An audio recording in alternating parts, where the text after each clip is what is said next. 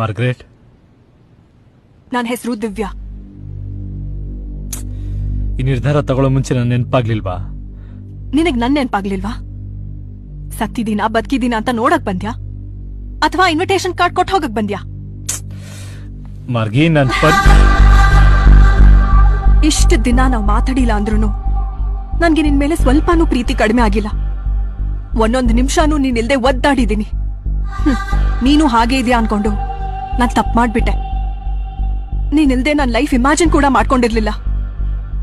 ನೀನ್ ಬಿಟ್ಟು ನಾನ್ ಬದುಕಕ್ ಆಗಲ್ಲ ಅಂತ ಸಾಯೋ ಯೋಚನೆ ಮಾಡ್ದೆ. ಆದ್ರೆ ಆಮೇಲೆ ಅನ್ಸ್ತು ನೀನೇ ನಾನ್ ಬಿಟ್ಟು ಬದುಕ್ತೀಯ ಅಂದ್ಮೇಲೆ ನಾನ್ ಸಾಯೋದ್ರಲ್ಲಿ ಯಾವ ಅರ್ಥನೂ ಇಲ್ಲ. ಇಲ್ಲ, ನಾನ್ ಸಾಯಲ್ಲ, ನಾನ್ ಬದುಕ್ತೀನಿ, ಚೆನ್ನಾಗಿರ್ತೀನಿ. ಮಾರ್ಗಿ, ನನ್ ಪರಿಸ್ಥಿತಿ ಏನು ಸ್ವಲ್ಪ ಅರ್ಥ ಮಾಡಿ. ನನ್ನ ಮುಟ್ಬೇಡ, ಅಸಹ್ಯ ಆಗತ್ತೆ.